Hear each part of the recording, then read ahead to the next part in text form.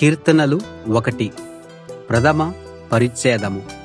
దుర్మార్గుల సలహా ప్రకారం నడుచుకోనివాడు, పాపాత్ముల దారిలో నిలవనివాడు, అల్లరి మూకలతో కూర్చోనివాడు ధన్యుడు.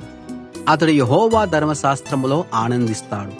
అతడు రేయింబవళ్ళు దాన్ని ధ్యానం చేస్తూ ఉంటాడు.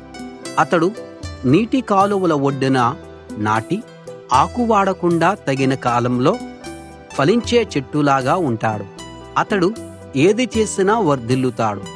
దుర్మార్గులు అలా ఉండరు.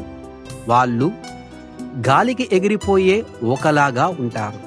కాబట్టి తీర్పులో దుర్మార్గులు నిలవరు. అలానే నీతిమంతుల సభలో పాపులు నిలవరు. నీతిపరుల మార్గం యెహోవాకు ఆమోదం, దుర్మార్గుల మార్గం నాశనం.